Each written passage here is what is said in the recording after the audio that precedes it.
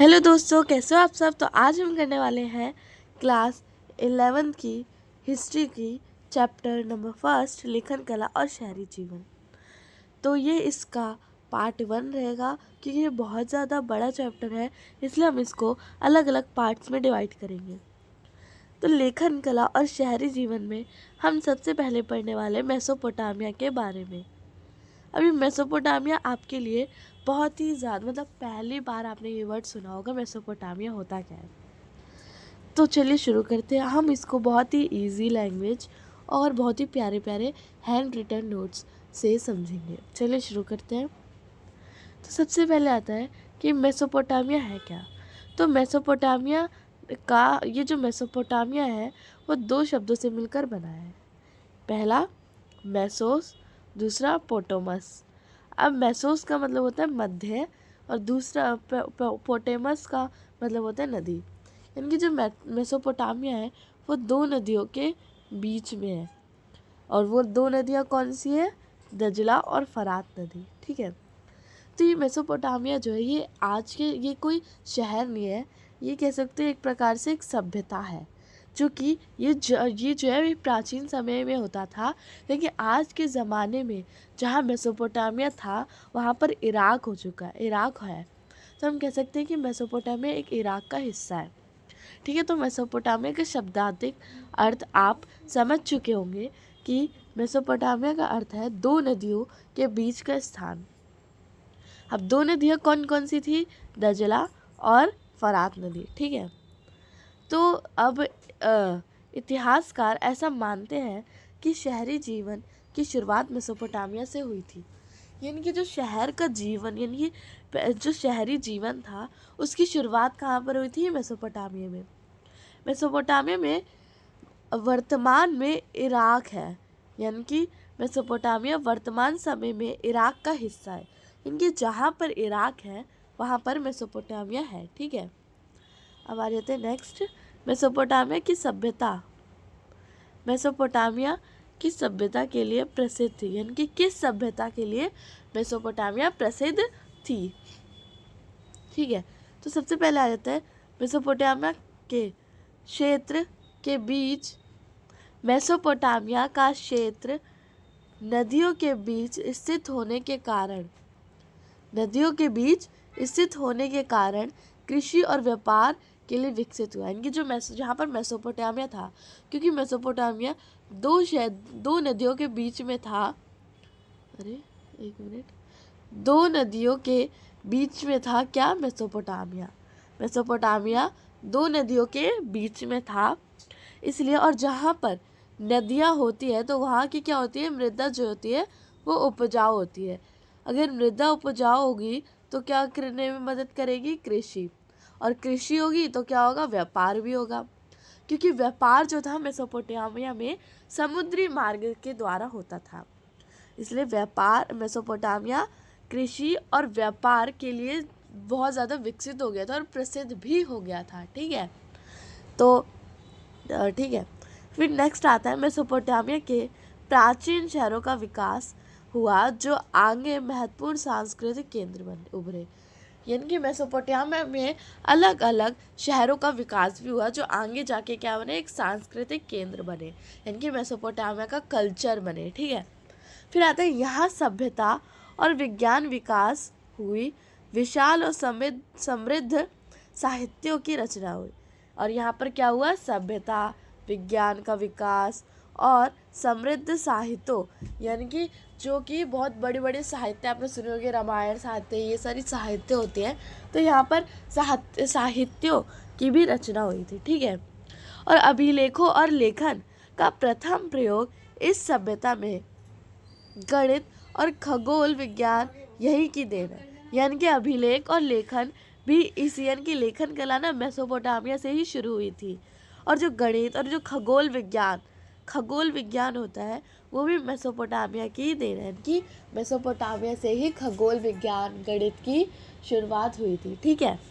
फिर तो अगर आपसे पूछ लिया जाए एग्जाम में कि मेसोपोटामिया की सभ्यता किस लिए प्रसिद्ध थी, तो ये निम्न कारणों के लिए प्रसिद्ध थी। अब नेक्स्ट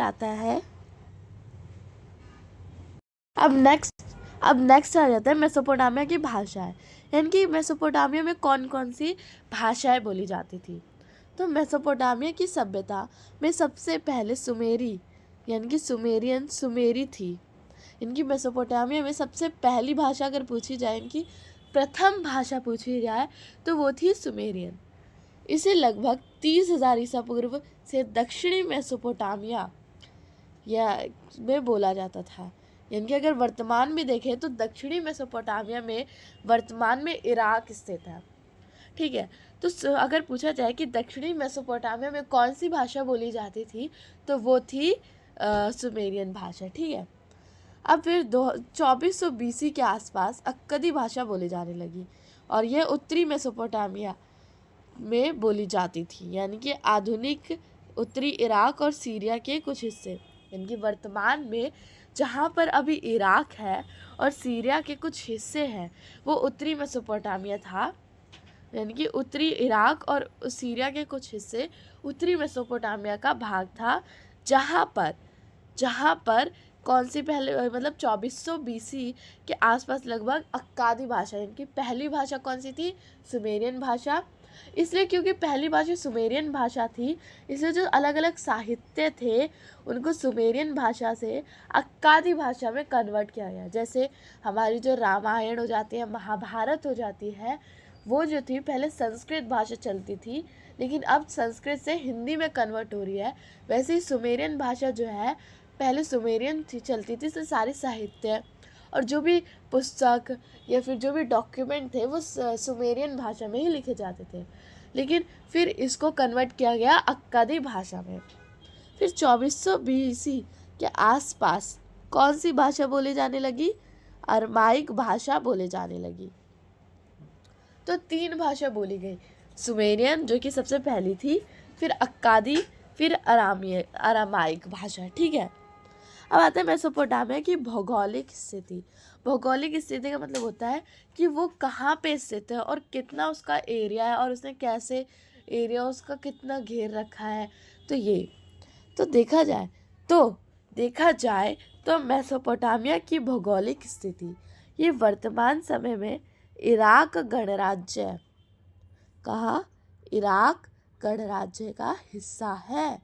ठीक है, यानी कि अगर वर्तमान में देखा जाए तो मेसोपोटामिया इराक का हिस्सा है। वर्तमान में मेसोपोटामिया इराक का हिस्सा है।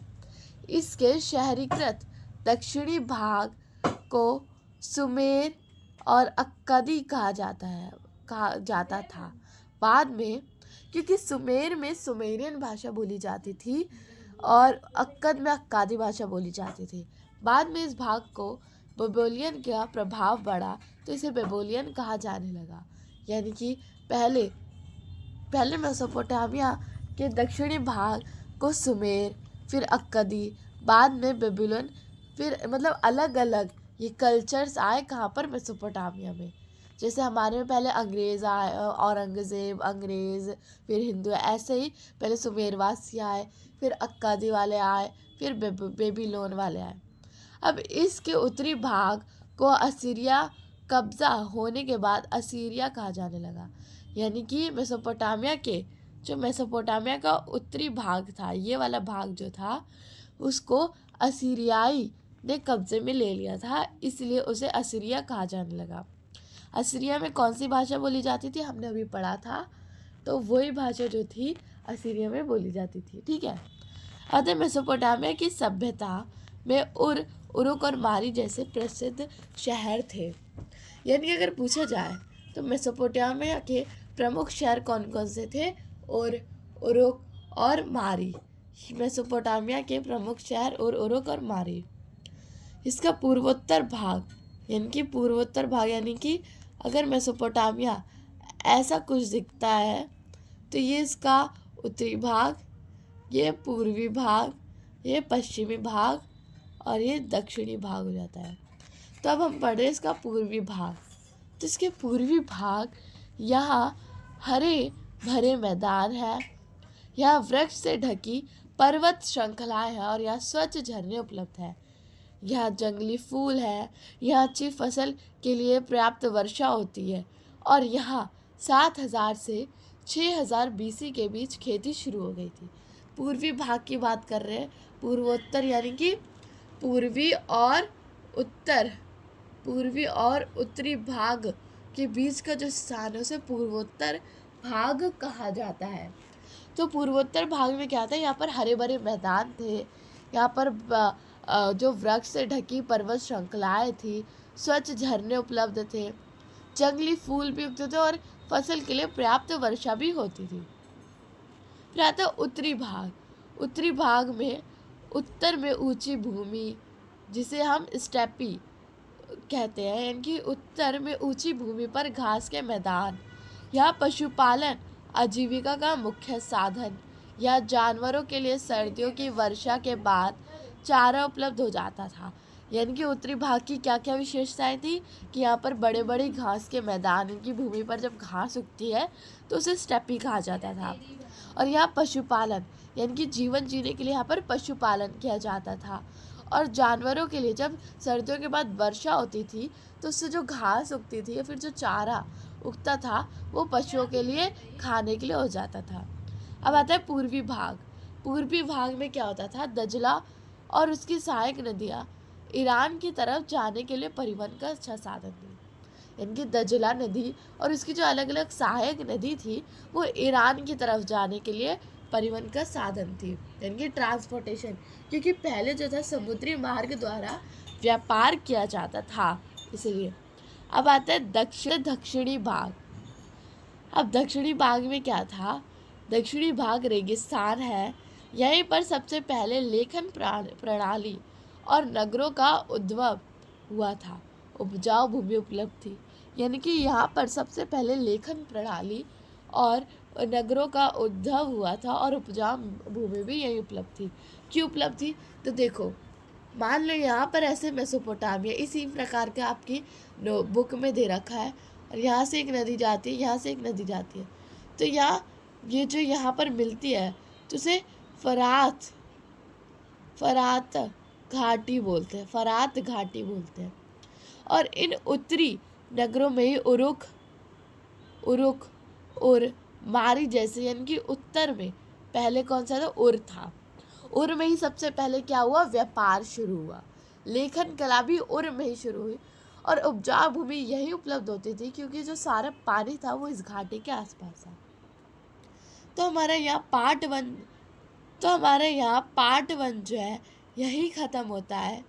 तो पार्ट 2 के लिए चैनल को सब्सक्राइब कर लेना क्योंकि पार्ट 2 में और भी ज़्यादा मज़े आने वाला है, इसलिए हमारे चैनल को सब्सक्राइब कर लेना। तब तक के लिए बाय बाय, और वीडियो को लाइक ज़रूर कर लेना क्योंकि बहुत ज़्यादा मेहनत लगती है ऐसे वीडियो को बनाने में।